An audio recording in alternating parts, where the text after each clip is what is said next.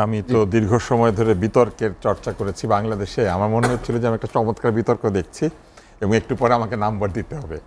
আমি যে এখানে কথা বলবো এটা আমি আমি ভুলেই গিয়েছিলাম।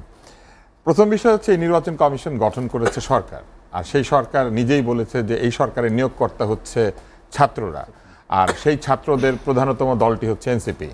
তার মানে এই নির্বাচন কমিশন সরকারের মাধ্যমে তৈরি করেছে এনসিপি।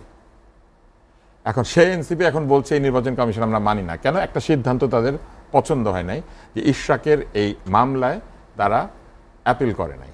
এখন জাহিদ যেটা বলেছেন আমি খানিকটা একমত যে অ্যাপিল করা কি আসলে ফরজ, তা নয়, কিন্তু অ্যাপিল করাটাই হতে পারত, একটা স্বাভাবিক প্রক্রিয়া। কিন্তু মনে রাখতে হবে ইশরাক যে মামলাটা করেছিল সেটা তো এই নির্বাচন কমিশনের সাথে না, এটা হচ্ছে ওই শেখ হাসিনার যে নির্বাচন কমিশন, যে কিনা ঠিকমতো নির্বাচন করতো না।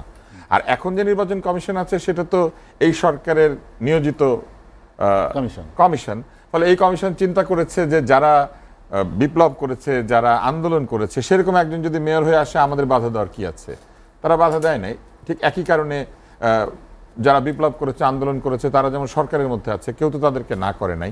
বিএনপিও তাদের পদত্যাগ চায় নাই, আর তারাও, আমরাও কেউ মনে করি নাই যে ছাত্র উপদেষ্টা মানতে পারছে না। কেন? আপনি যদি আমাকে জিজ্ঞেস করেন, আমি খুব সহজভাবে বলি, এনসিপি উত্তরে একজন মেয়র বসিয়েছে, তাদের উপদেষ্টা স্বয়ং তদবির করে উত্তরে মেয়র দিয়েছেন। দক্ষিণেও তারা নিজেদের একটা মেয়র চান, এবং এই মেয়র নিযুক্ত করার ক্ষমতাটা উপদেষ্টার হাত থেকে চলে যাক, এটা তারা চাচ্ছেন না। এটা হচ্ছে আমার ব্যক্তিগত অভিমত, এবং সেই কারণেই তারা চাইছেন না যে কোনো রাজনৈতিক ব্যক্তি কোনো একটি মেয়র পদে আসীন হোক। অরাজনৈতিক ব্যক্তি হলে তাদের জন্য সুবিধা। কেন সুবিধা? এটা বললে অনেকে মাইন্ড করবে। এনসিপি ঢাকা শহরে নির্বাচন করতে চায়, এবং এই নির্বাচনের জন্য তারা মনে করছে যে স্থানীয় সরকার নির্বাচন যদি না হয়, অন্তত ঢাকা শহরের স্থানীয় সরকার এনসিপি নিয়ন্ত্রণে থাকবে। এবং এইটাই হচ্ছে আমার টেক আউট এখান থেকে। এখন পরের বিষয়টা আমি যেটা অবতারণা করব সেটা আরেকটু সেন্সিটিভ। 2022 সালে একটা বাকশালী আইন বলা হয়েছে। এই সরকার যে শপথ নিয়েছেন, যে হাইকোর্ট থেকে, যে সুপ্রিম কোর্ট থেকে রেফারেন্স নিয়েছিলেন, যে বিচারপতিরা রেফারেন্স দিয়েছিলেন, তাদেরকে অপসারিত হতে হয়েছে বাকশালী এই কারণে। তাহলে বাকশালী আইনের বিচারপতিরা এই সরকারকে রেফারেন্স দিয়েছেন। এখন এইটা বললে তো হবে না, বাকশালী আইন দিয়ে যে এই নির্বাচন কমিশন হয়েছে বলে এটা ঠিক না, ব্যাপারটা তা নয়। মূল ব্যাপার হচ্ছে নির্বাচন কমিশন তার দায়িত্ব ঠিক মতো পালন করে নাকি করে না। প্রথম প্রমাণ করতে হবে যে এই নির্বাচন কমিশন তার দায়িত্ব পালনে অযোগ্য। এখন নির্বাচন কমিশনের দায়িত্ব কি? ফেয়ার, রিজনেবল, অ্যাকসেপ্টেবল একটা ইলেকশন, একটা না, যা কিছু ইলেকশন তারা করবেন সেইটা তৈরি করা। এখন আমাদের দেশে ইলেকশন ঠিকমতো করার জন্য যেটা করতে হয়, নির্বাচন কমিশনকে ক্ষমতা দেওয়া হয়েছে যে নির্বাচন চলাকালীন সময়ে বহু সরকারি পদ ইত্যাদি নির্বাচন কমিশনের অধীনে চলে আসে। এইটা দিয়ে এক ধরনের ফেয়ারনেস এনশিওর করার চেষ্টা করা হয়। ফলে ওইরকম পরিস্থিতি তো তৈরি হয় নাই যে এখানে এই নির্বাচন কমিশন কোন একটি নির্বাচন আয়োজন করেছেন এবং তারা আনফেয়ার কিছু একটা করেছেন। এই নির্বাচন কমিশনের কাছ থেকে তো আমরা আনফেয়ার কোনো কিছু পাই না। একমাত্র আনফেয়ারনেস কি? তারা ইশরাকের এই মামলায় অ্যাপিল করেন নাই। এখন এইটা যদি তাদের একমাত্র দোষ হয়ে থাকে, তাহলে চিটাগাংয়ে মেয়র নিযুক্ত হয়েছেন আমাদের একজন ডাক্তার, আমরা খুব পছন্দ করি তাকে, সেই ডাক্তার সাহেব, উনি কিভাবে নির্বাচিত হলেন? এটা একটা প্রশ্ন। ওই একই কথা যেটা বলা হয়েছে, তাহলে বরিশালেরটা হলো না কেন? মূল বিষয় হচ্ছে এইখানে একটা নিয়ন্ত্রণের লড়াই চলছে, যে নিয়ন্ত্রণটি এস্টাবলিশ করার চেষ্টা করা হচ্ছে ক্ষমতায় যাওয়া এবং না যাওয়ার প্রশ্নে। এবং সেই ক্ষমতায় না যাওয়া এবং যাওয়ার প্রশ্নে আমরা লক্ষ্য করছি যে যদিও এনসিপি একদম নতুন দল, কিন্তু আমরা লক্ষ্য করছি এনসিপি আলোচনার চাইতে রাস্তায় চাপ প্রয়োগ করতে বেশি আগ্রহী। এবং এই রাস্তায় চাপ প্রয়োগের যে উদাহরণ তারা তৈরি করেছেন এই পুরো সময়টা জুড়ে, যে কোনো বিষয়ে তারা যমুনা ঘেরাও করেন, তারা অবরোধ করেন, তারা নির্বাচন কমিশন ঘেরাও করছেন, তারা সব জায়গাতে একটা ম্যাস প্রেশার তৈরি করেন, লোকজন ডেকে এনে তারা একটা চাপ সৃষ্টি করেন। এই চাপ সৃষ্টি করার তাদের কোনো প্রয়োজন নাই, কারণ সরকারে যারা আছেন তারা হচ্ছেন তাদের নিয়োজিত ব্যক্তি অধিকাংশ, এবং সরকারে তাদের প্রতিনিধিও আছেন। তাহলে তারা তো আলোচনার টেবিলে বসতে পারেন এই বিষয়গুলি নিয়ে, কিন্তু তারা বসেন নাই। ফলে তারা কি করেছেন? ইশরাককেও ঠেলে দিয়েছেন একই পন্থায়। এরাও চাপ দেয়, ওরাও চাপ দেয়। এবং ইশরাক যে পদ্ধতিতে গিয়েছে সেটা হচ্ছে, ঠিক আছে আমিও তাহলে আমার লোকজন শো করি, তুমি থাকো যমুনায়, আমি থাকি মৎস্য ভবনে, তুমি থাকো নির্বাচন কমিশনে, আমি থাকি নগর ভবনে। এই অবস্থাটা তৈরি হয়েছে এবং রাজনীতি এক ধরনের, আমি বলবো যে একটা শব্দ উচ্চারণ করা হচ্ছে, পরিকল্পিতভাবে জাতীয় নির্বাচনকে মাঝখানে নিয়ে আসা হচ্ছে। পরিকল্পিতভাবে জাতীয় নির্বাচনকে মাঝখানে নিয়ে আসা হয় নাই। অন্তর্বর্তী শব্দটার অন্তর্বর্তীকালীন সময়টাই হচ্ছে 5ই আগস্ট থেকে পরবর্তী নির্বাচন পর্যন্ত যে সময়, এই সময়টাই অন্তর্বর্তী। ফলে জাতীয় নির্বাচন দিয়েই কিন্তু এই সরকারকে তার মেয়াদ শেষ করতে হবে। সেই জন্য সবসময় পরিকল্পনার মধ্যে প্রথম থেকেই জাতীয় নির্বাচন ছিল। এখন এই জাতীয় নির্বাচনের আগেই স্থানীয় সরকার নির্বাচন হবে নাকি অন্য কোনো নির্বাচন হবে কি হবে না, এটা নির্ভর করছে অনেক কিছুর উপরে। কারণ এইখানে একটা নোক্তা এসেছে, সেটা কি? সেটা হচ্ছে যে স্থানীয় সরকার নির্বাচন কি রিপ্রেজেন্টেটিভদের ভোটে হবে, অর্থাৎ মেয়র কি শেষ পর্যন্ত কাউন্সিলরদের ভোটে নির্বাচিত হবেন নাকি ডিরেক্ট ভোটে নির্বাচিত হবেন, এই সিদ্ধান্ত নেওয়া নিয়ে কিন্তু এখন আবার তর্ক শুরু হবে। যে মুহূর্তে ধরে নির্বাচন কমিশন ভেঙে দিলেন আপনি, নতুন নির্বাচন কমিশন আসলো, তারপরে শুরু হবে ভোটটা কিভাবে হবে, কাউন্সিলররা মিলে মেয়র নির্বাচন করবে নাকি মেয়র সরাসরি ভোটে নির্বাচন হবে। মূল বিষয় হচ্ছে জাতীয় নির্বাচনকে পিছিয়ে দিয়ে একটা লম্বা সময় ধরে অন্তর্বর্তী সময় তৈরি করার একটা প্রক্রিয়া চলছে। এবং সেই প্রক্রিয়াটা কেন চলছে জাহিদ সেটা বলেছেন।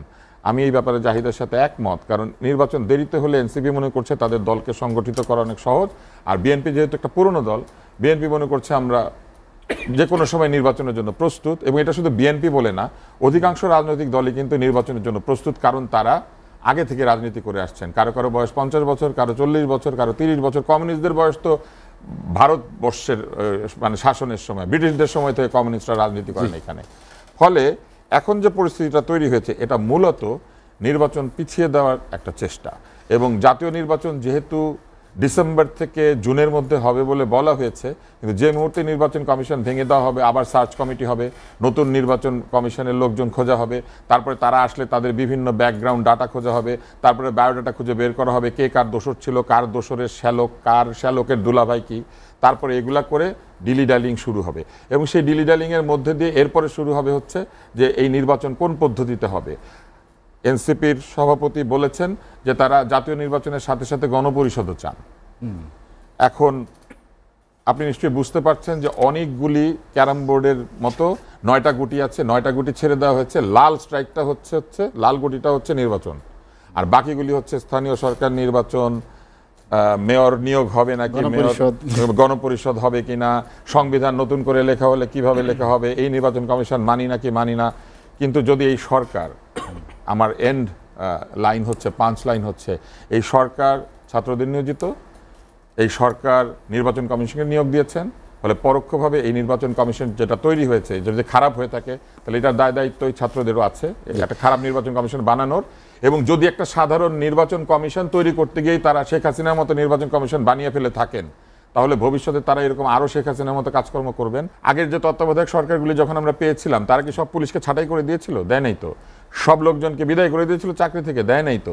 তারা কেবলমাত্র তাদের যে প্রজ্ঞা এবং দক্ষতা সেটি দিয়ে একটা নিরাপদ নিরপেক্ষ পরিবেশ তৈরি করেছিল, যার মধ্যে কারো পক্ষে কারচুপি করার বড় ধরনের কোনো সুযোগ না থাকে।